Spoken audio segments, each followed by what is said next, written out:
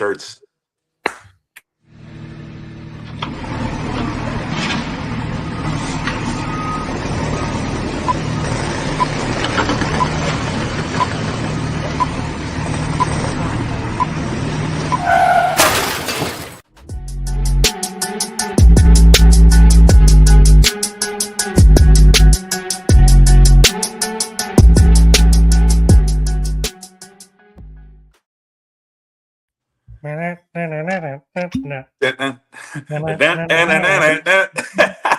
What's up, guys? Happy Tuesday, July 28th. Welcome to the Gary Ward of My Lawn Furniture Program. Brooks has got tequila. Brian's got a Razorback shirt on. I'm Arkansas Brian today. How about that?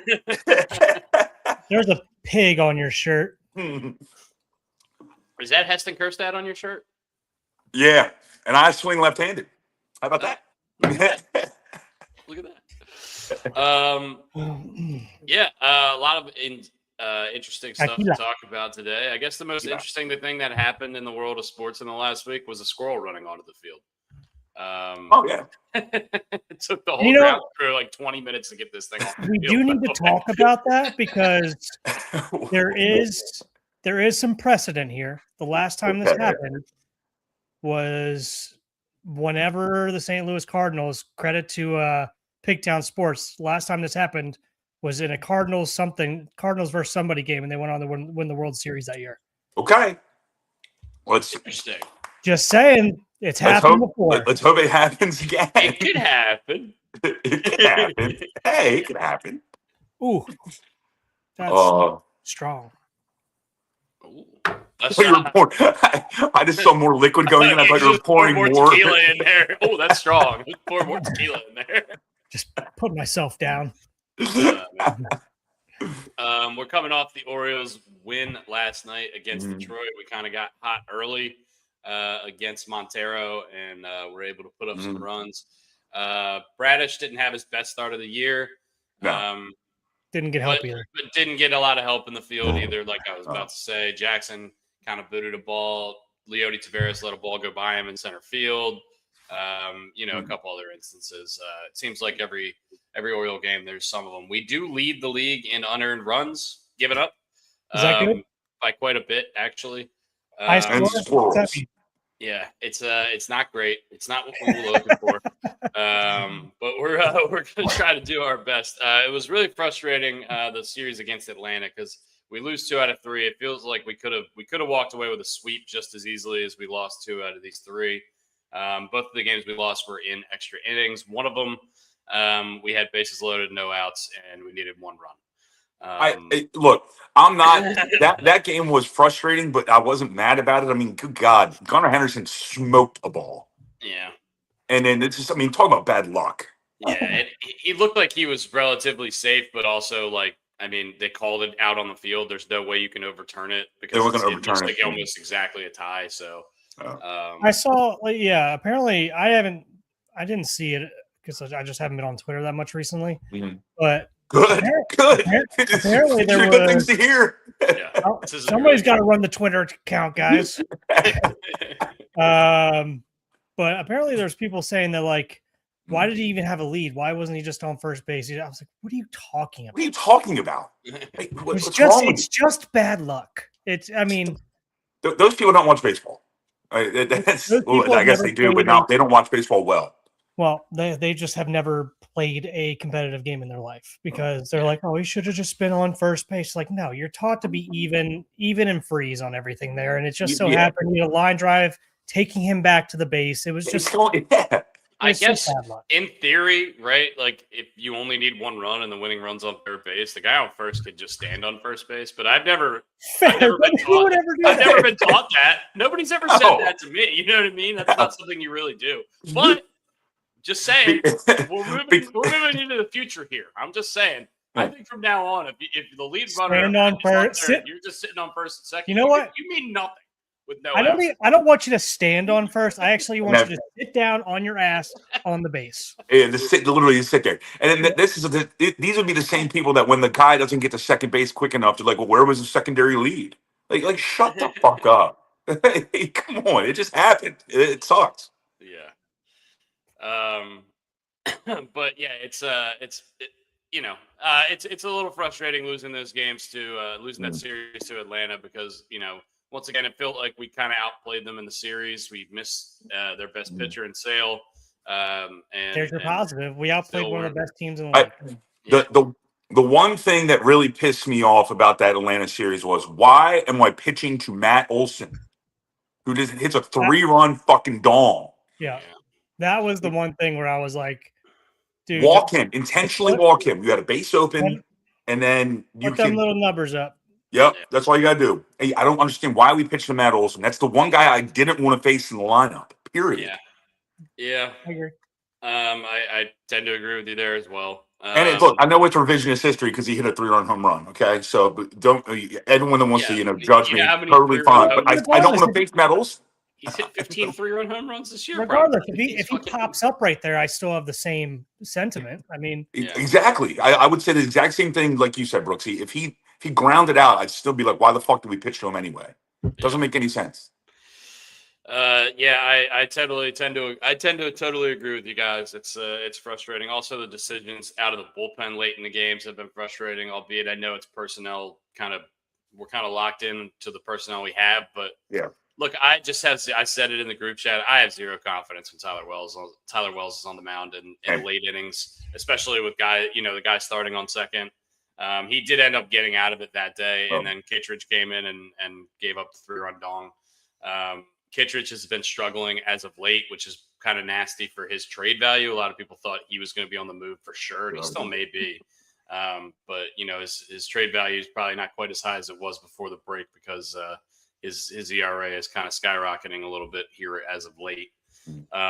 So I mean, to put a bow on the Atlanta series, it's once again, it's annoying that we don't, we can't walk away with the series victory. I said one of the servers at Blue was like, we were watching the game in extras on the TV, and he was just like, "You think we're going to make the playoffs?" And I was just like, "I think we need to win. We need to start winning games like this if we want to make the playoffs." Yeah. And then we ended up losing the game. And it's just I don't know. It just feels like it's been a trend line of the season, but specifically this series was probably the most frustrating for me, just because I really feel like we could have swept that series. Well, and it was as easy. They tried to give us the game too in the last. Yeah, game. They did. You need a fly ball to the outfield, and you could have won that game. I mean, it was.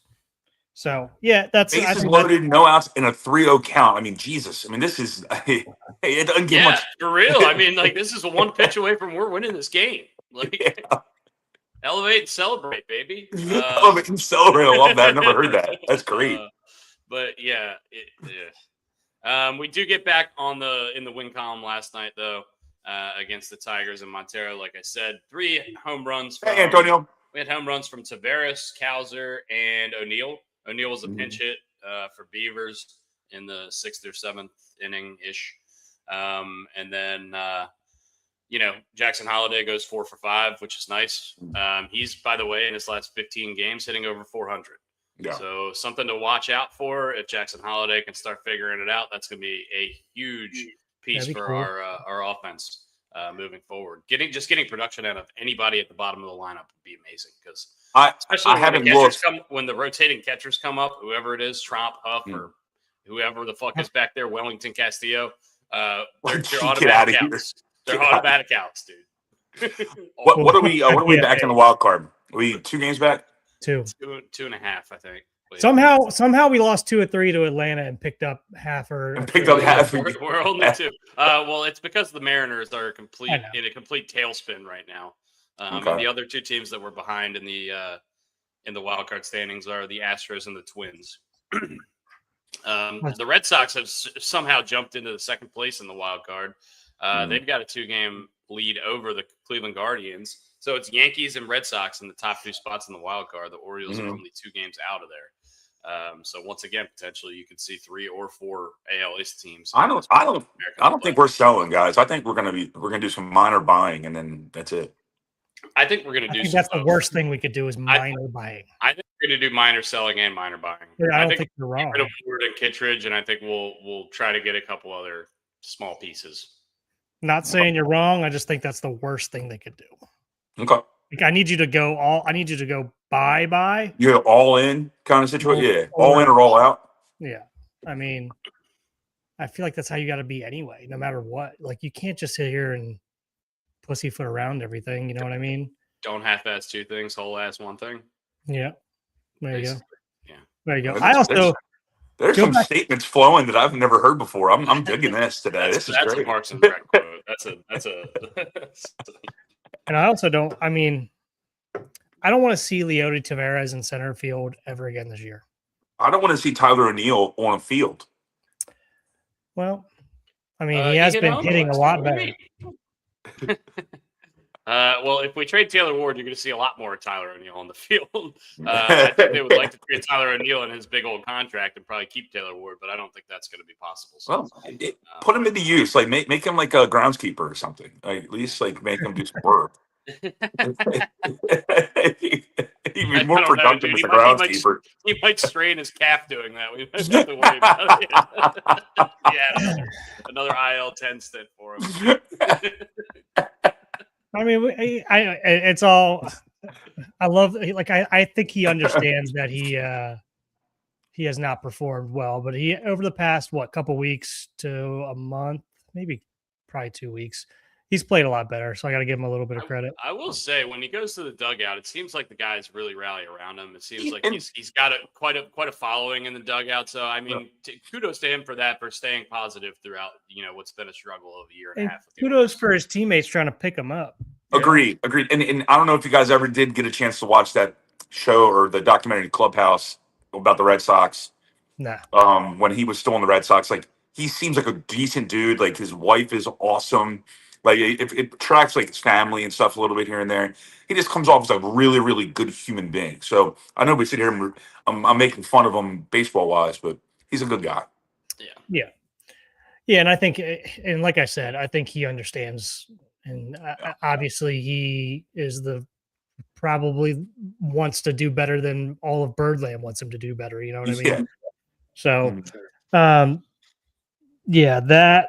And I mean, Colton Cowser has been phenomenal defensively in the outfield. Mm-hmm. Like I in center field particularly. So I just think you just have to plug and play. And no matter even though he's not producing with the bat again at the moment, just keep him out there for the defense. He's not costing runs. He had a homer last night. He's saving. Why are they platooning Colton Cowser? Is it because he doesn't hit lefties or righties? Particularly, I think his bat holds. He does not hit lefties, which is a problem with pretty much all the lefties on our team, is that none of them can hit lefties. Hey, lefties. That's a problem. Or at least the Orioles' perception of them is that they can't hit lefties because they don't fucking want to play them against lefties. You know who can hit lefties is Barry Bonds, Babe Ruth reincarnated, Christian Encarnacion Strand, who has been the apple of everyone's eye in our group chat. A lot of people saying we should put him at catcher. He can do anything. There's talks with him. Barry Bonds Jr.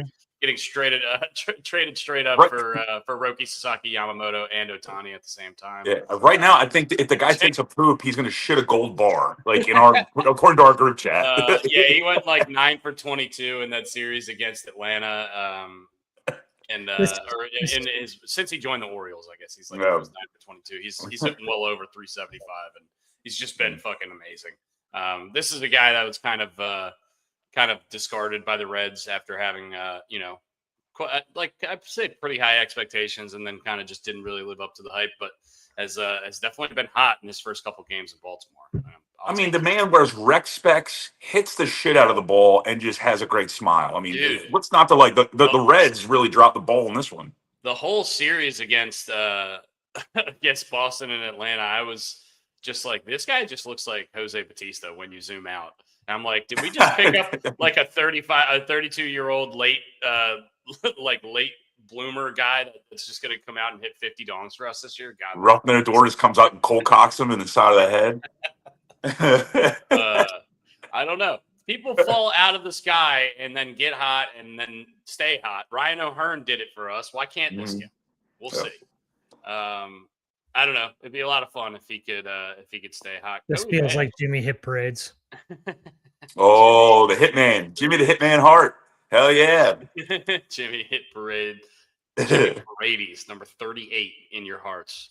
Barletta and I would always send Bret the Hitman Hart pictures back and forth whenever Jimmy Paredes would get a hit. Oh, man. Who do you like better, Jimmy Paredes or Wilson Betemit? Jimmy Paredes. Yeah. What about El Toro, Pedro Alvarez, if I threw him in there? Ooh. We love I'm still going Paredes. Yeah, I'm still going Paredes in this one. Also, apparently, Bret tells the story. I can't remember because Paredes was bartending after the clinch miss happened when we won the East for the first time. The year we got swept by the Royals. I think they went to Noble's bar and Paredes was behind the bar bartending. Is Noble's bar still open? I don't know. I don't go to Fed Hill that often. I go to Locust Point more than I go to Fed. Fair. I was going to say, I don't know if Noble's could have closed 10 years ago, and I would have had no clue. So.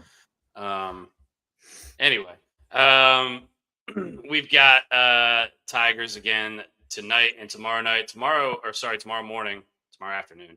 We're facing Scooball tomorrow, and then in our Philly series after that, we get to face Wheeler and Sanchez in consecutive days. So we have a 4-day stretch where we're playing 3 of the best 5 or 6 pitchers in baseball are pitching against us, which is no fun. Right for the trade deadline. Fantastic. It makes this this game today even more important. We really, really need to make sure we can take this series and get it out of the way before we have to face those pitchers.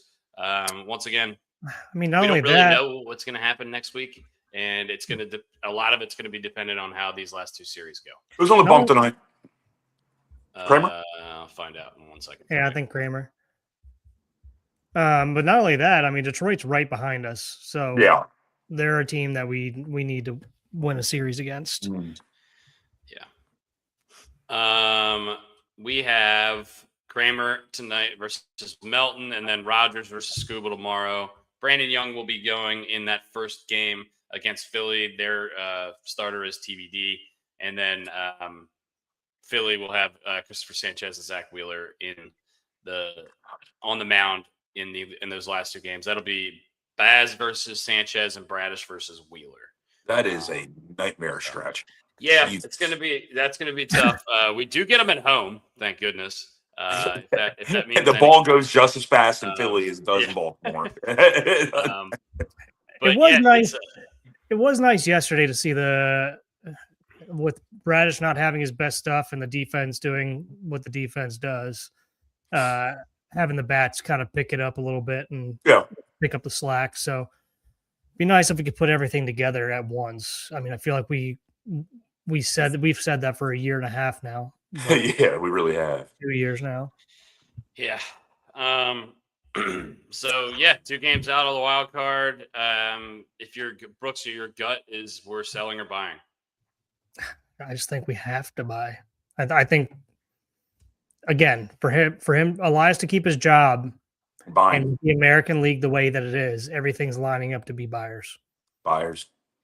Everything you just said is 100% spot on what I think. And this weekend's going to be crazy. I'm in the camp where I think we're going to be buying and selling around the margins. I think we will. We will trade Taylor Ward because I think we'll get an offer for him that it's just an offer we can't refuse, for lack of a better term. You know what? Get him out of here and bring up Heston. Yeah. And honestly, I think it would be okay. I don't think necessarily if we trade Taylor Ward, it doesn't necessarily mean, hey, we're giving Arkansas up on the season. But we'll see how it goes. Once again, we'll have a better idea of this as we move forward throughout this series against Detroit and however this series against Philly goes this weekend. Philly, once again, has been one of the better teams in baseball since Don Mattingly took over. So that's going to be a tough stretch for us regardless. Friend of the show, Tim Meza, had another opener. 2 innings, 0 runs. I think maybe 1 hit. That's good. Maybe no hits. He had a good little opener the other day. I like it. Against the Yankees. Yeah, what's his era? Low 3s, I think. Because I think he got lit up in one of his opener gigs. Not lit up, but I think he gave up 1 or 2. He's got a 3.94. Not bad. Really? I thought he was down to like 3-1-4. Maybe he had another outing. His last 5 outings, he's basically given up most of that. It's gone up, but I mean, for the most of the season, he's been hovering around a 3. But either way, I mean, if you're getting less than a 4 out of basically a lefty specialist out of the bullpen, it's not. I mean, and he's had four openers this year. I mean, that's kind of wild to think about. Yeah, it's something that I don't really associate with the Phillies doing a lot, but I guess a lot of teams around baseball are doing it nowadays. Talking to him, I think that fifth rotation spot is in limbo. They're trying to figure out what to do with it. They've probably. I think they had the Andrew Painter. They've tried a couple other guys that haven't really worked out for them. They had what's his face went down for the remainder of the season. Keller for them. So they've had to rotate in and out that last starting spot, which is a lot of the reason people think that Philly is going to be aggressive and go try to get another starter at the deadline. I would think so. Also, Aaron Nola has been, trash. Not good. Aaron Nola, by the way, has I was watching a video, it was most strikeouts from 2015 to now, so the last decade. Aaron Nola is like number 3 on that list. What? I couldn't believe it. Yeah. It was like holy shit. That's a tricky question. Garrett Cole. I can't remember who. Scherzer, Garrett Cole, and Aaron Nola were the top 3. Okay. Something like that. This is ridiculous. Anyway, Jacob Mizorowski is going to blow all those records out of the water if he stays healthy. Knock on wood. Around the league, Cody Bellinger. Bad news for the Yankees. Cody Bellinger is going to be out 4 to 6 weeks with a hammy. And we know about hammies here is that they linger. They are already missing Aaron. They're already missing Aaron Judge for what looks like the rest of the year. Maybe the rest of the year. Maybe the rest of his life. I don't know. Ben Rice. Let's hope that's not the case. Ben Rice has been on a big struggle bus since Aaron Judge got hurt, and now they lose Bellinger, who was their next best player. They still have Jazz, obviously. They still have quite a pitching staff, and they'll be all right. They'll get to the playoffs, I would think, but it's going to be a tough stretch for the Yankees here. They've already had a tough stretch. I mean, they're staying afloat right now, and now they're losing their second RBI guys. I think he's in maybe third. Ben Rice is probably in second, but yeah, it's not good when you want Jazz Chisholm to carry your lineup. Yeah, and Stanton's been out basically the whole year because he's got arthritis in both of his elbows and knees, and he looks like he's wrapped in like a mummy suit when he runs. It's ridiculous. Now he's waiting. I don't know what Brooks just did with his hands. I don't even understand. He was like, can't open my chips. They're just like rest up until the playoffs. Yeah, I mean, that's basically what they should do at this point, right? They have the pitching staff. That'll keep them going. Schlittler's been unbelievable. Garrett Cole and Rodon are back. Fried going to be coming back, I think, here shortly. So they have they have reinforcements coming, but I don't know what they're going to do at the deadline because a lot of what they need is really just to get healthy. And I mean, I'm sure that they would like to upgrade a catcher. Austin Wells has been not very good this year. But Shea Langoliers just tore his meniscus. He's off the trade block. He's out for the rest of the year. He's off the trade block. That's a huge blow for the A's and really the trade market in general. I think Hunter Goodman would probably be the guy, but what is Colorado going to be asking for to get Hunter Goodman, who's got 32 homers already and had 30 plus homers from the catching position last year? In Colorado, they'll take whatever. Honestly, I don't know. They might throw Moniak in the deal too. He's been pretty decent this year. Steve Sugano, by the way, I think 10-4. Yeah, but I still think he's like a 5. I think he's closer to a 5 ERA now. Hey, man, I'll take that winning percentage for the Colorado Rockies any day of the week. He's 10-4 with a 4.69. Oh man, remember back in the day when Jacob deGrom was putting up a 1.69 and he was 4-10. It's ridiculous. But yeah, still the most, most competitive division of baseball is still probably the NL Central, with all those teams pretty jumbled up, although the Brewers are kind of running away with it. The Dodgers have run completely away with the NL West. They are 12 and a half games above second place there. They're going to be fine. No wonder they shut down Ohtani. They do not need him to pitch. Why even? Keep him healthy into the playoffs. The Nats. Sorry, go ahead.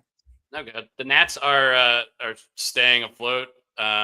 They just traded for Connolly early from the Boston Red Sox. They traded a boy named Curtis Mead. One of my best friends in college name was Curtis Mead. So I sent him a text immediately and said, "Hey, dude, when did you get traded to the Red Sox?" That's random as hell. You could have told me that. He actually lives in Austria. He lives overseas. He's been over there for quite a while. Miami Marlins just lost like 14 or 12 straight games. Finally got off the schneid last night. That's what I was going to bring up. They are in a tailspin.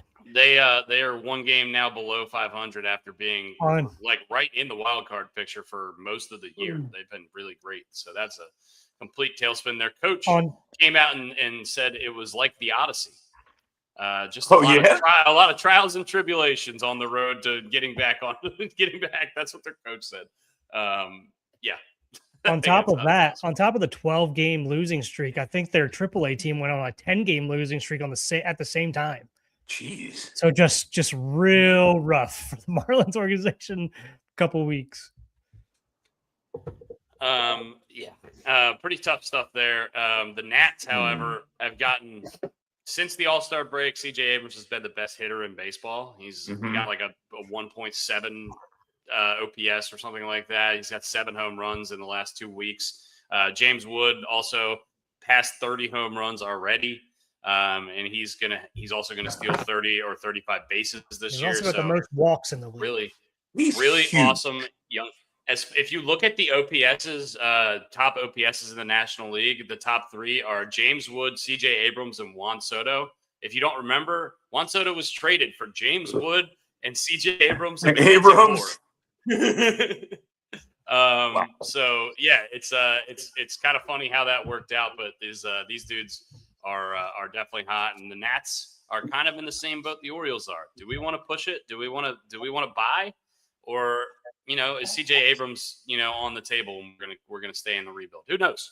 A lot of people have been speculating about that. James Wood's not going anywhere. That guy is fucking incredible. No. Not only that, the Mets are going to be sellers for sure. Yeah, and with Miami going in a tailspin, that's kind of great for people too to try to pluck some. Coach. Yeah. Sandy is Sandy on the table. There are a couple starters that are good. Stowers. Yeah. If we bring Stowers back, I think Brooks' head's going to pop. The Reds are. I think the Reds are probably going to sell. They're pretty well out of the Central race at this point. I think the Cardinals could be kind of selling too. Pittsburgh's got a decision to make. They're 3 games above 500. They have no chance to win that division at this point, but could certainly sneak into a wild card if they play well down the stretch. 1 or 2 games out of the wild card. They are. Let me check the wild card standings. They are they're in the wild card as of right. They're tied with the D-backs, so they would play a game 163 against the D-backs if the season ended today. But once again, the Nats are a game out. The Cardinals, the Padres, and the Marlins are all within 2 games out. You definitely know that San Francisco is going to be selling. We know Colorado's. Well, we think Colorado would sell, but even when they're bad, right now they would sell their stadium if they could. Didn't they buy last year at the deadline? And they were they did something. I feel like it was last year. Bryant might still be on that team. Yeah. When's the last time he played a baseball game? It's been about. I think he's played Who plays more baseball, Anthony Rendon or Chris Bryant? I knew you were going Rendon. I knew it was coming out of your face. But I feel bad for Chris Bryant. He wants to play. He wants to play. Yeah. He signed with Rendon's Colorado. He signed with Colorado. This is now 5 years ago. He's played less than 162 total. I think he played 6 games to start the year last year, maybe. He played 11 games last year, 37 the year before. He had a nice 80 games in 2023 with a -1 WAR. So yeah, he's been brutal. The Cubs were, by the way, super right about letting him go when they did, and Rizzo. Honestly, a lot of Cubs fans were mad about both of those guys leaving. And I think Javi Baez. They traded Javi Baez for fucking PCA. PCA's been one of the best players in the league this year. Yeah, but I mean, Rizzo still gave the Yanks some good years. Mm-hmm. I mean, he definitely had some value there. Baez gave Detroit a little bit, but he wasn't the old Javi Baez that we know for the Cubs. And obviously, we know we just talked about Chris Bryant, but at least Rizzo did give. I mean, they could have kept him and been happy about it. But was he the Rizzo of the Cubs? No, but he was still damn good productive player until maybe his last season. Was last year's last season? 2 years ago. 2 years ago, I think. Yeah, because last year I think he was kind of flirting with coming back, and then just never really did. Because his last season was a little rough, but Triple Crown watch. Yordan Alvarez is in third place in the whole league, but in first place in the American League in average, in first place in the whole league in home runs, and he's in first place in the American League in RBI. So if the season ended today, Yordan Alvarez, Triple Crown winner, probably MVP winner, I would guess. Hitting 323 with 34 homers, 78 ribbies, and almost 1.1 on the OPS. Just when you think Houston's out of it, they rattle off a 5-game, 6-game winning streak or whatever it was. Houston also traded Lance McCullers to the Brewers last week, and Lance McCullers got DFA'd after one start. No, he didn't make it. He had 2 bullpen appearances, I think. Maybe he pitched I think 3 innings or something like that total. Why would you trade for a guy then DFA him? I mean, obviously they thought that he had something, and then they got him in the building and realized he didn't have it. They saw 2 relief appearances and go, this guy stinks. Yeah, it's like going over to someone else's house and taking a trash out for him. You're like, what are you doing? He just gave him what did they trade for? Was it cat? Hopefully it was nothing more than cash consideration. Oh man, that's great. Speaking of arms getting DFA'd, the Cubs have DFA'd Jameson Taillon, who was pretty consistently good for a long time, has been bad this year, though, having almost a 6 ERA so far this season. He was a guy I think that the Cubs kind of were counting on coming into the year, and just has not been it for him. He's been teetering on whether he's going to continue pitching or not, I feel like, the last couple seasons. Yeah. And then Pirates rookie sensation, Esmerelin. It's so hard to pronounce his name. But he's been really, really good for them. He just got hit in the hand, so that's bad news. We'll see what happens with him. Hope he's all right. But those hand injuries, it seems like they've lingered. It seems like Brooks might go on the DL here or the IL after whatever he just did. He just rolled your ankle standing. No, I got a cramp in my foot. So since we're on the Pirates, I know Connor Griffin's on the IL, but what is he on the IL for? I don't know. If Dusty could look that up real quick. Injury. If he gets healthy, if he's able to get healthy, I don't know what his injury is. 8 to 10 weeks. 8 to 10 weeks with I guess he tore some stuff in his fingers. Ligament damage. Torn tendons in his hands and ring fingers on his left hand. Occurred on July 5th, 8 to 10 weeks from them. Opted for splinting and rehab rather than surgery. So he could be back, I guess, at the end of the year, but that's basically 3 months. That's taking you to September, I mean. So yeah. I mean, I guess that makes sense. He's got the whole off season. He's going to try to make it back if they're going to make a push. Since we're on injuries, I did see, I don't know if you guys saw this yesterday or 2 days ago, that Bassett was throwing in full uniform at the field, looking like he was going to throw a bullpen out there. And if and when he does come back, I assume he goes straight to the bullpen, which would bolster the bullpen a little bit, right? Am I wrong there? No, that'd be right. I don't see who he's going to replace in the starting rotation right now. We've had like the top 5 rotation the last 2 months, so let's not fuck with a good thing unless somebody gets injured. Knock on wood. Yeah. Anything else around the league? Once again, Cleveland, Minnesota, going to be interesting what they do at the deadline. They're both right on the cusp, as they are seemingly every year. I would think that the Mariners are going to be all in. I don't really know what that move is, but Josh Naylor has not been great for them. And obviously Cal Raleigh has not been great for them. Those are 2 of their biggest boppers last year, and it's just not really – they're just not really getting the production out of not clicking. His team doesn't like him, remember? Guys, yeah. Nice. And then there's a John Boy that came out, the lip reading guy that Dusty probably knows what I'm talking about. But it came out probably a couple months ago that he got into an argument with somebody and like, your own team doesn't even like you, saying that to Josh Naylor. I hopefully he's able to figure it out for them because he was a big part, and he also signed for $100 million. So for Barletta's safety, that's where I was going to. Blue Jays. Who underperforms more, Seattle or the Orioles? Ooh, that's tough.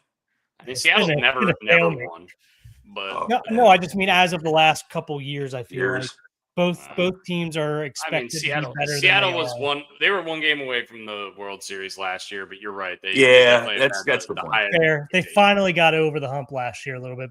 Before that, I feel like it was before they went back under the hump. Fair. They put the monkey. It sounds like a memoir. Back under the hump.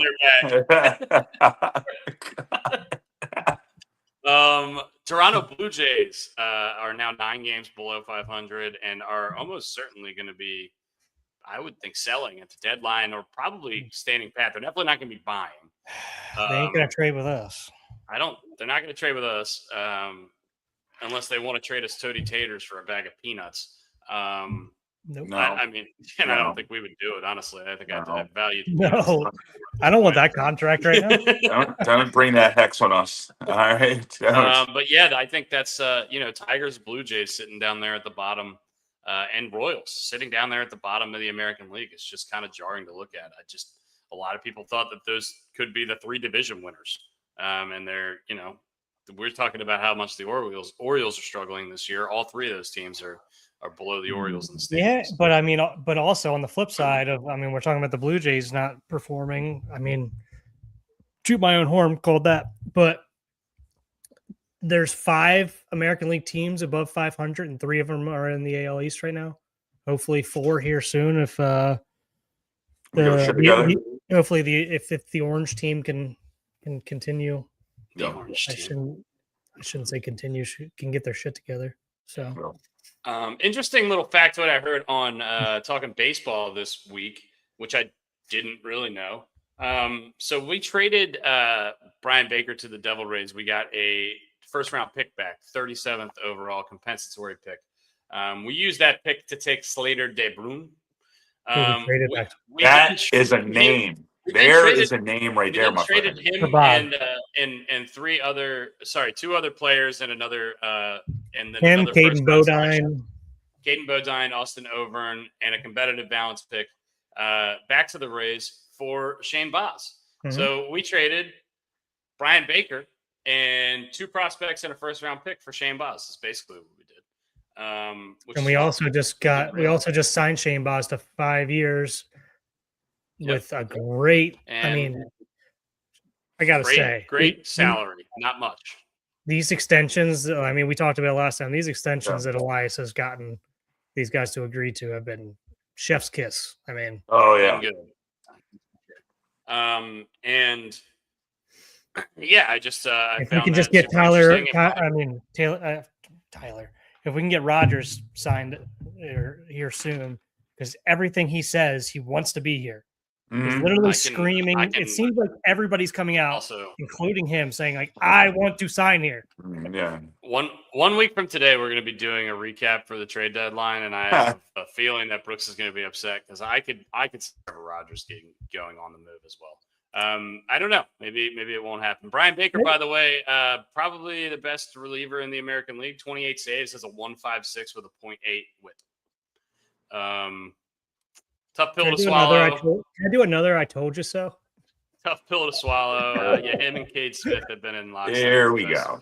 Best relief pitcher in the league, There other than Mason. Hey, I hand up when I'm wrong, and guess who I was very wrong on this offseason, who I wanted the Orioles to go get? Zach Littell. Zach Littell. He's been bad. Poopy. I don't even know who that is. He's Littell known.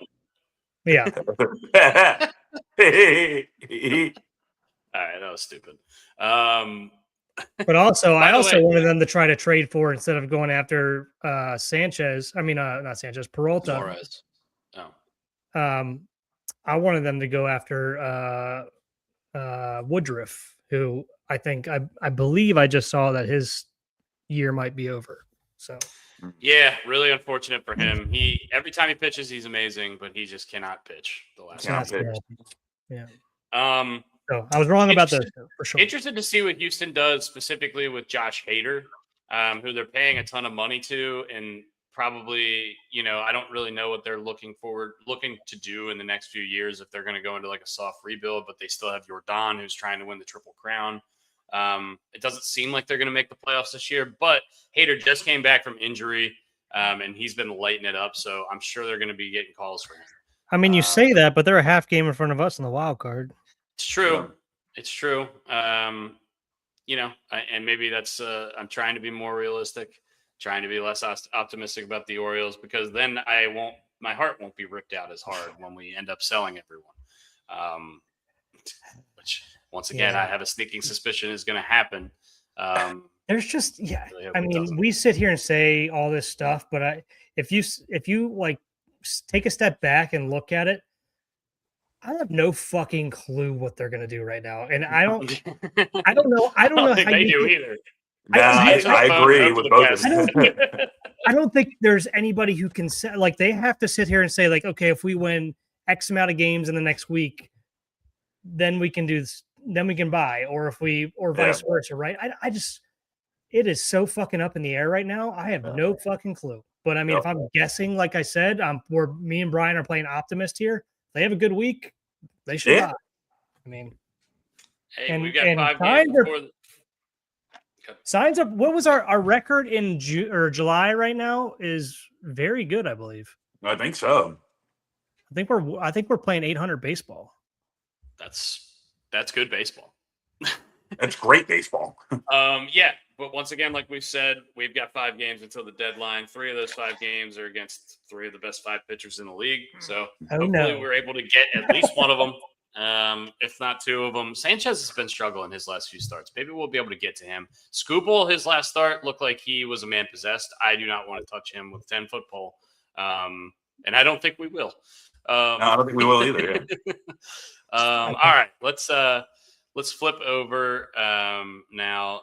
LeBron is signed with the Sixers. No, I'm joking. We're not going to talk about that. That's the only thing that's on ESPN these days. And honestly, I do have a serious note. We do have a serious thing that we should probably bring up with the Eric Bieniemy stuff.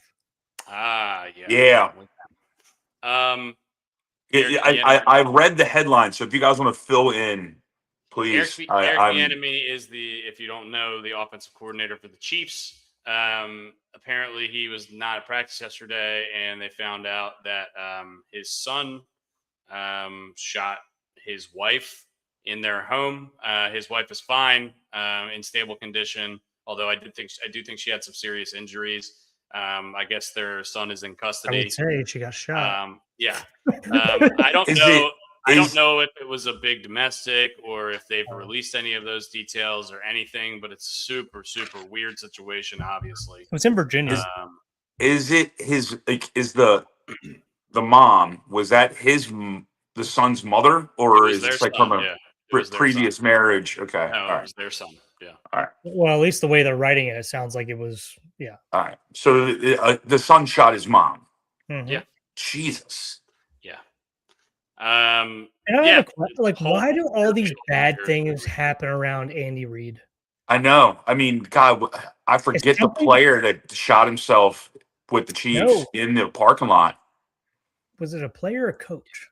It was a player. He shot himself in the coach's office, right? And then he had a son who. His son's in jail right now. His son was in jail. He might have just recently got out for DUI killing somebody. Yeah. He's still in jail. Not good. But either way, it's a weird, really, really weird situation. Their son was arrested was arrested and charged with malicious wounding, use of a firearm, and commission of a felony, and discharge of a firearm inside the dwelling. So what that tells me, that's an accident. Because they didn't put attempted murder on there. Malicious wounding commission. Yeah, I guess. I mean, you would get Brooks. You would know this. You would know more. You would know more. I'll defer to you on that. But anyway, the states have different charges and they call things different things. But I mean, if he was actively like trying to shoot her, then it'd be attempted murder. Absolutely, attempted murder should have been on there. First degree assault, attempted murder. I think that's kind of a universal term, no matter what state you're in. Is my assumption. You would think, unless malicious wounding is theirs, but that doesn't sound right to me. So that sounds like an accident. Yeah. A lot of interesting stuff. Let's move off that topic. A lot of interesting stuff going on in Tampa Bay in football right now. Baker Mayfield is showing up to practice. Apparently, a lot of people thought he might hold out because he's looking for a new contract. And also Vita Vea, who's looking for an extension. The Bucs do not want to give it to him. Vita Vea has requested a trade from the Buccaneers. To me, Jungle Friends. Yeah. Let's go. I know we don't. I know we don't have a reference. Come to me, my Jungle Friends. We have all the spots for him. What are you talking? We'll make room. That's what I'm saying. Well, literally what I was going to say. I know, like, we just signed Calais Campbell. We just brought in Trey Hendrickson. Matabike is coming back. Bring him in. Who cares? Matabike is cleared, but he's on the pup list. Yeah. I hear all that. Go get that man. Go get that man. Go get that man. I want Calais Campbell and Vita I want that man to occupy the vertical and the horizontal of the line. Yes. Oh man, that would be something. That would be delicious. I swear, I'd buy a Vita Vea jersey tomorrow. Yeah, we would have to get one for Delhi. Oh yeah, it would fit. Yeah, it would fit. All right. Yeah, so that's interesting stuff going on in Tampa. Vita Vea, clearly one of the better. I'm sure everyone who's seeing this, they're thinking of their favorite team potentially, fantasizing about their favorite team getting Vita Vea. He'll end up in fucking Pittsburgh. Here we go. Less money than he's probably worth. We're not we don't keep up with like the cap and everything like that in terms of like around the league as well as we do with just like what's going on in the MLB because we're baseball people. So I don't know who has the room to go get him. I don't know who has what Tampa's looking for. I couldn't even begin to tell you who would be a good fit to trade with them. So if I were I could see him in New England. New England has the room. It's going to be a package of second, third round picks, maybe. And they definitely have cap room in New England. You're right. Tampa has been struggling with cap room because otherwise they wouldn't have let Mike Evans go to San Francisco this offseason. Yeah. That's an underrated pickup. Yeah, I agree. Yeah. And another 49ers receiver that gets hurt every year. Well, you know what? It's better than their coach right now. Yeah. Jeez. Nearly lost his eye. Apparently. Nearly lost his eye. I don't. And 40 stitches in his face. All right. I don't know anything about the whole thing. I've heard about it, but I don't know anything about it. He got in a car accident. He got 40 stitches in his face. He broke his wrist, broke some ribs, 40 stitches in his face, almost lost his eye. Now, it happened on the 14th of July, and this was kept under wraps. Yeah.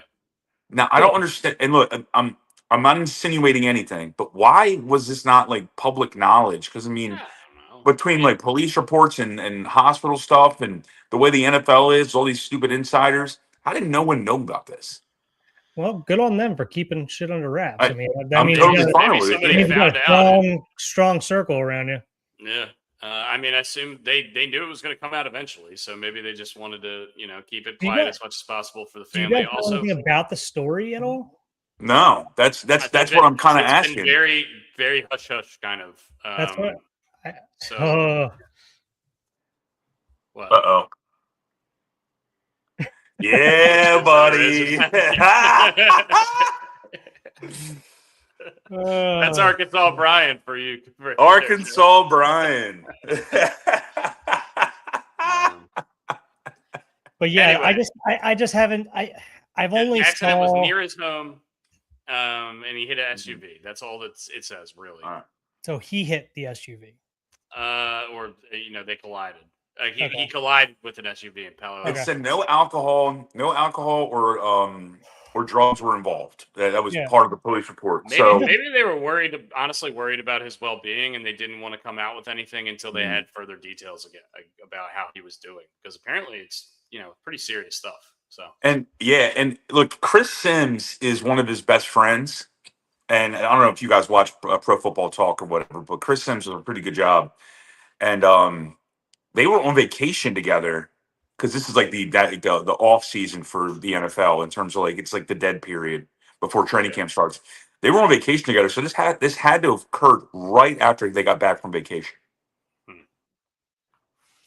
Yeah. I just haven't heard. I've just heard rumblings about this happen. I haven't seen pictures of his face. I've heard it's pretty rough. Almost losing your eye. Jesus. Well, yeah, of course. And I just haven't heard any details of the story. I've just heard he got into an accident and it was really bad, apparently, worse than you would think.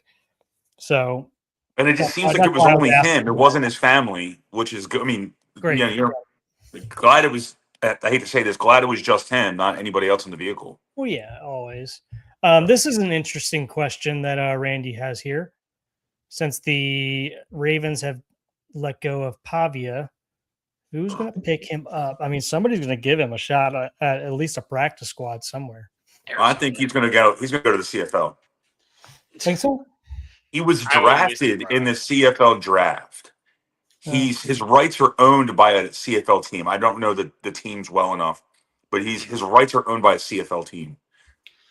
So he has that as his fallback at all times.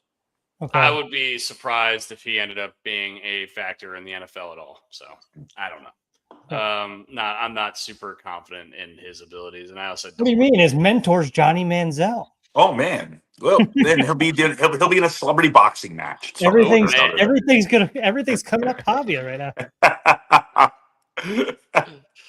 Oh man. Yeah, I think that's pretty much it. Jackson Koiven snaps for him. 21-year-old came out and fucking held off Scotty Scheffler and Hideki Matsuyama, who went out and shot 63 and 64 on Sunday to try to chase him down. And he went out there and shot a 66 and set the tournament record for 25 under par. That is not a sustainable swing. If you've seen this guy swing, it is not sustainable. Hey, man. Worse than Ryan Fox? You seen Scotty Scheffler swing? You seen Jim Furyk swing? There's some weird swings out there. It's violent. He is going to rip his ACLs. Hey, on the same Tiger swing. Used to do. Yeah. Fucking great for that worked out well. Gotta win a couple. He ends up if you watch the swing, he ends up on his tippy toes, the end of his swing. It is so aggressive. It's better than your ass. I like how they say he played safe and steady. He shot fucking 66. What are we talking about? He shot fucking incredibly. These guys are just so good. These courses are just not hard enough for them anymore. And also, hey, we said goodbye to the Live Tour basically this weekend. Did we? What happened? Basically, they're coming to Westfield. It's basically the end. It's the beginning of the end. Yeah, I mean, it's been potentially, but they did officially come out because obviously I follow all the stuff around here. They officially made it. Said that they are coming to Westfield. They were like, oh, cool. The fact that was, we knew it was probably up in the air, but the fact that you had to come out and say it, yeah. Apparently they're still coming, but nobody's gonna fucking be playing on it. And LeBron apparently is playing for the Cowboys now, according to ESPN. Here's one thing I wanted to mention. I was watching this Nick Saban thing. I don't know what ESPN show he was on or whatever, but he was talking about how after he went to the Dolphins, he left LSU, went to the Dolphins, and then he came back to Alabama, and then he went as an opposing coach to LSU. How many boos he got, all the boo birds he was talking about. It was like the craziest thing ever. And he was like, it is going to be 50 times worse when Lane Kiffin goes there. This year. And I was thinking about that, and I looked at the schedule. Of course, they're going back to Ole Miss this year. Week 3. Man, that is going to be fucking cinema. College game day will be there. He is going to get booed. I mean, there is never going to be a booing as loud as that. Don't tell anybody where you're staying. Don't know when you guys are arriving. Absolutely fucking not. Wear Kevlar everywhere you go. Yeah, don't eat out. They should have an LSU Kevlar tracksuit that he can wear on the side. Yeah. I'll tell you this: there's a reason why Mr. Irsay would not stay in Baltimore when the Colts would play the Ravens. Yeah, it's going to be worse for that. Yes. Don't eat out. People are going to be pissing in your Cheerios, my friend. I would not be. Don't order pizza. You're going to end up like MJ flu game. MJ, the flu game. They're going to put all that E. coli lettuce on you. Oh, E. coli. Oh, man. I do have one thing to end on before we do whatever we're going to do for Immaculate Grid and whatever else. Chris Davis going into the Orioles Hall of Fame this week. I think everybody knows in Baltimore how it ended. Didn't end the way he's been very public about. He didn't end the way that he would have wanted it to end, blah, blah, blah. I have nothing but great memories of Chris Davis. I have a Chris Davis All-Star jersey here. When I think about winning Orioles baseball, I think about him being attached to it, bringing it back, I should say, in the 2010s. Yeah. Him being a big part of it, a big catalyst for it. So, and for him to get into the Orioles Hall of Fame, that's pretty fucking cool, man. And good for him. I heard him talk on Ryan's show yesterday about how just appreciative, and I haven't heard him sound that happy in a long time, I would say, because I feel like every interview I've seen of him since then, he kind of seems a little depressed. It sounds like he's he's back. You know what I mean? He seems happy with the game of baseball again. Good. He's super man, it's pretty fucking cool that I get to go into the Orioles Hall of Fame. This is awesome. He seems pretty pumped about it. It's good to hear. And I can only speak to his wife worked at the same hospital as my father. And they were great people, and my dad couldn't speak more highly of a baseball player than he did of Chris Davis and his wife. And that's what I care about. What they would do for children, and so. And still, look, I mean, awesome. That's just. I'm glad he's getting it. Yeah, me too. I've never heard a bad thing about the man. I've always heard great, glowing things about him. We've all heard the story about him helping somebody who got into a car crash. I mean, I know it's all been blown out of proportion. He lifted up the car and all this different stuff, because he's huge. That's all fun and games and stuff like that. But I mean, I think as a whole, the city of Baltimore loves him, and I loved it. I mean, he was my favorite player on the Orioles for a while. And I still look at Chris and hit the ball over the left field wall. It was crazy. I will never forget him pitching against the Red Sox. I guess too scoreless, dude. I gotta say, my favorite memory of Chris Davis was, and I still remember to this day, we had gotten seats, we used to get free tickets behind home plate quite a bit. Yeah. And I took one of my buddies that was a Pittsburgh fan, and I remember this. That's why I know that they were playing Pittsburgh when this happened, because I was with him and we're sitting behind home plate. All my two buddies have their Pittsburgh Pirates jerseys on, and obviously me and Dusty or whoever else was with me at the time. He swings and it's a fucking broken bat, just a broken bat, and it goes over the wall. And I'm like, what the fuck was that? I was like, I've never seen that shit before in my life. And that's my new trivia question as of recently, because I'm like, who was he playing against when that happened? I'm like, I know for a fact it was Pittsburgh, because I remember it was Chuck that was there with me, and Chuck goes, how the hell did he just do that? How did he do that? He's like, I've never seen that before. I was like, I've never seen that before either. That's not supposed to happen like that. No. I heard a great trivia question the other day. Who's the first person to hit Eutaw Street? Oh, I know That's a good one. I don't know. It's an opposing player. It's not. I always say Jim Thome, but it's not Jim Thome. It's But I think Tomei has like close. Tomei has the most, I think, for a non-Oreo. Or he used to have the most. I don't know. Yeah. Someone said this to me yesterday, so that's the only reason I remembered it. Mickey Tettleton? Yeah. Ooh, that was on. It's a great trivia question. I should have gotten there eventually, but I don't know. I should have just thrown it out there. It was in my head, and I was like, "That's not right." Yeah. I'm an idiot. All right, Brooks. What's the app that we have to use, or are we going back to 117? I sent it to you the last time. It's like Baseball Diamond. Where is it? Diamond Draft app. Diamond Draft app. All right. Because that last one, I mean, we made that last one our bitch. That didn't feel right. I feel like we took advantage of that. Yeah, we did a little bit. All right, we're going to do Immaculate Grid first, then we're going to do we're going to chase 117, 162, whatever. Whatever you want to call it. What we do in the Immaculate Grid always is we go for time instead of score, because it's more fun that way as opposed to just sitting here. So we pull up the grid for the day. We start a timer and we just go blind. And once again, we're trying to beat 52 seconds. 52 seconds. 52 seconds. We've been trying to beat that for a couple. I mean, we should have gotten it on Thursday. It's tough. Sometimes sometimes the grids are a lot easier. Sometimes they're a lot harder. So once again, I'm not the best typer in the world. I'm doing my best. The quick ground. You can't. No fault. No fault of you. All right, so I'm going to share the screen. We're going to start doing like Mavis Beacon in in his spare time just to get better to beat. No, I'm not. How to find my home keys, dude. He's like, I'm going to start getting my typing right. All right, I'm sharing in 3, 2, 1, and Carlos Beltran. Carlos Beltran, top left. Oh, Beltran, good try. Carlos Beltran. Greinke where? Here? Right. Yep. Did he play for the Brewers? Yes. No, I don't think he did. Greinke. Oh, he did. Okay. Catcher, Salvador Perez. Yeah. Atlanta, Houston, Michael Bourne. Yeah. Atlanta catcher, Javi Lopez. Ah, nice. Javi Lopez. Hank Aaron.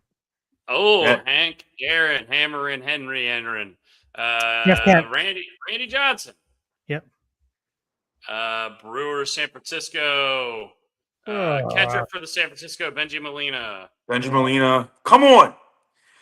Brewers, San Francisco. Anybody. Brewers, San Francisco. I don't know.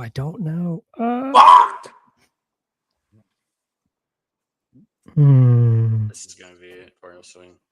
We're done. Yeah. Well, now we just got. Let's try to think of somebody. I still can't think of anybody. Brewers, San Francisco. What a weird combo of teams. Benito Santiago, it just like came to mind. Like, ooh, that might Jake be it. Peavy came to my mind. I don't think he played for the Brewers. No, he was White Sox and somebody else. I kind of like Benito Santiago. I'm making that up too. He played for the Padres. I don't. Let's give it like another 30 seconds. I'm trying to think of somebody. Okay. Is that like a Sergio Romo? Ooh, that's not bad. Could do work. It's like, damn, this sucks. Yeah, Brewers and San Francisco's tough. Damn, there's going to be an easy one. All right, should we just give up? Yeah. Yeah. By the way, that's my favorite logo in all of sports. The Brewers logo. Willie Adames is the number one answer. Let's try to find out who some other answers are here. This is going to be annoying when we see it. Okay. Hold on. Present the new screen. Present.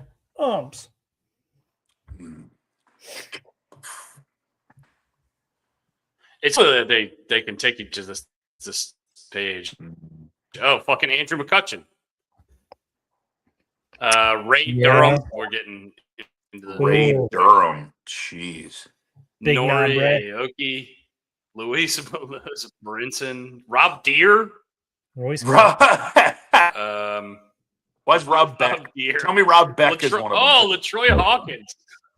Oh. Livan Hernandez, the ageless wonder. He's on here. He made it to every team eventually. Yeah. I would say not a ton. Mike Matheny's on there. Luis Matos. Guillermo Mota actually came to my head. Luis Matos. This is a new Luis Matos. Oh, Quintana and Drew Pomeranz. Cody Ransom. Oh my God. Quintana was gettable. Yeah, Quintana. Reliever Will Smith is on here. Hunter Strickland. And Stephen Vogt. Yeah, I mean, I know these names, but I don't think of this. I don't think of these guys. Pomeranz, I don't think of him on either of these teams. I don't think of him on San Francisco. Okay, so we're gonna do the diamond draft because that's what the Brian Ripken guys do for the 117. Ooh, By the way, see if we can beat them. We're at 3 minutes and 50 seconds right now, guys. I forgot to click it off when we were at like 45 seconds when we got to that last one, by the way. So we had it. Damn. We would have just thought of anybody. All right. So do we do modern era or all time? Modern era, and we do stats visible, right? Correct. All right. Let's spin. 1980s Padres. I'm thinking Tony Gwynn. If you don't put Tony Gwynn in this, I'm never coming on this again. Yeah, we're taking 45 dongs. I don't think I knew that he hit 45 dongs in a year. No, because the whole this website does not do 1 year; they do the whole decade. So like Dave Winfield could be a good answer here because he has way more home runs, but Tony Gwynn also has a better batting average and stolen bases. I think we got to take Tony Gwynn. Yeah. Tony Gwynn hitting 332. He's playing right for us, and he's got multiple Gold Gloves in the 80s as well. All right, Mets in the 90s. Piazza. Might be Piazza, right? It's got to be. Yeah. So this takes his whole decade into account. So he's hitting 330 from the catcher position. It takes all of his awesome Dodgers years in. We got to take him. There's no other option there. Cubs in the 80s. Ryan Sandberg came to mind immediately. Sandberg comes to mind. No. Ryan Sandberg's here with, not bad numbers. Why is Goose Gossage on here? Oh, the Hawk. Yeah, you got the Hawk in there. Andre Dawson, yeah. Honestly, Dawson might not be bad here. Yeah, I would go Dawson. Dawson or Sandberg. Sandberg's tough because second base is tougher to get. Oh, yeah, you're right. Let's do Sandberg. You're right. Go Sandberg. You're right. It's just like what are the best second base decades? It's probably one in the top 5, I would think, right? Yeah. All right, what do we got here? Why is it put me all the way? I don't know why I put you all the way at the bottom, man. Yeah. Brewers, 1980s. Okay, Robin Yount wouldn't be bad here. Robin Yount probably not bad. No, he's Don not. Sutton. Robin Yount's good also because we can move him around. Paul Molitor's not bad either. More stolen bases, but less kind of positional versatility. I say we take Robin Yount probably here, and we can put him in short. We can put him at short and then move him to center if we need to. 120 saves and 243 games. Yeah, I think you're right. Yeah, I think Robin. I like them be able to maneuver. Yeah. Portion of what Robin Yount brings. Braves 2010s. Gotta be Kimbrel. Craig Kimbrel on here for sure. Let's just make sure we don't see anybody else. Yeah. Freddie Freeman. Those aren't the great Freddie Freeman years. Yeah. All right, I agree. I think Kimbrel's probably really good here. He's incredible in the 2010s. 346 saves with a 2.08 ERA. I like that. Like how I had a shit on Freddie Freeman. He still had like great numbers. But yeah. Oakland Athletics 2000. So we get Giambi. Or Tejada. Tejada's not bad here at all. We already have a shortstop though, so we don't really need. Yeah, good point. Frank Thomas. Well, DH. Wait, this Matt Holliday's not bad here. I think Giambi's the leader in the clubhouse here right now. Matt Holliday played for the Oakland A's? Matt Holliday did play for the Oakland A's. After Colorado, he signed with the Oakland A's that big contract. Then he got traded to St. Louis from there. Yeah. Wow. Okay. Wow. He got traded. Well, he got traded from Colorado to the A's for Cargo. This could also be where you find. We could find a starter here, like Zito, Hudson. Zito's got a 3.84. All right. That. Harden, 33 wins though. Jermaine Dye's okay. I think Giambi's hitting 300 homers with one organization's. Yeah. Well, it's not. It takes all of his accounts. It's just all of his stats for the decade. Yeah. But I think he's got to be the play. All right, we got third base, left field. Why does it take me to the bottom? I hate that. Why is it going to the bottom? Twins 2000s. I think we take Johan. Yeah. Johan. Mauer. Oh, we already have catcher. We don't need. Already got a catcher. Mauer. Yeah, I think Johan. Right. Yeah. Yeah. I don't think you got to go Johan. You have to go Johan. All that. 80s Angels. Ooh. This is going to be Fred Lynn, probably. What about Tack Wilson? He played 12 games. What? Also, how do you get the name? Is that his real name, Tack? I don't know. Oh, Reggie Jackson. Hall of Famer Rod Carew. Bobby Grich. I think it's probably be Freddie Lynn here. This is where your dad. I can hear Glenn screaming at us right now. Let's take Fred Lynn. He loves Fred Lynn. St. Louis Cardinals 20. Why did we never get the Orioles? We never get we get every other team but the Orioles. 2020s. Oh, we get Pujols a second go round. No. I think Goldie, we could take Arenado just to get rid of third base. No. Tyler O'Neill. Do we need pitching or are we done with pitching? We're good with pitching. Okay. I think it's we need third base, left field, DH. I think it's Goldie. Now, these numbers are similar. We might as well just take the third base. Yeah, take the third base and leave the DH open. Yeah, you're right. All right. I think. So we get left field and DH. Give me Barry Bonds. 10s. 2010s Padres. Manny. Yeah, maybe. Manny or Agon. Ooh, Agon. Ooh. Matt Kemp is also not bad here because we get his whole decade, which includes that MVP too, and he can play left. 220. Damn. Yeah, I think you might be right. I think that might be the play. This might be the move here. Yeah. Over here. Tough call, but yeah. 250 home runs in the 2010s. Good for Justin Upton. All right. Yeah, I'm taking Matt. Justin Upton. Good for Justin Upton. I don't think Justin Upton has a 250 home run. All right. I love that we have DH open as the last. Yeah, and you know what we get? Big Poppy. Large Poppy. And we actually get JD Martinez here too. We can take either of these guys and be happy, but we're taking Big Poppy for sure. 105. What? Get out of here with that shit. That's trash. So you can see the optimal lineup from your spins. Our defense probably sucks. We're supposed to take Brendan Donovan? Give me a break. Fuck off. Who's writing this algorithm? Yeah, I don't know about that. Yeah, I think that's kind of bullshit, dude. What's the record they've gotten, Brooks? I think they've gotten 130 something before. Damn. Well, all right. Well, we're gonna save that one. We're gonna keep doing it on the pod. That's fine. Yeah. That one's fun. Hmm? They've kind of figured out the algorithm a little bit. I think that we're still trying to figure it out a little bit. But the fact that you get the whole decade and not just one season is completely different. Yeah, we're used to the one. Yeah. No. Like I'm thinking of Mookie Betts on the Red Sox, and then he's got Dodger stats on there too. It's weird, But anyway, guys, thanks for joining for the Gary Williams Stole My Lawn Furniture program. We'll be back maybe tomorrow. I'm not really sure. I have a bachelor party this weekend. Yeah, you got it on Thursday, right? I'm good for tomorrow if you guys want to go tomorrow. But we can. I'm good for tomorrow. Yeah. So we'll do that. So we'll probably see you guys tomorrow. And then have a good one. Hopefully the Orioles can get it done tonight. And then maybe this weekend. Maybe this weekend, if something crazy happens with the Orioles trade deadline, and then let's be on call for the deadline. We're gonna have to go live on Monday at some point. So. Deadline's at 6 on Monday. I would be cool with doing. No Tuesday show. Let's go Monday if you guys can. Or, let's do Monday. Let's do Monday instead of Tuesday. Tuesday and do the whole reaction on Tuesday to everything.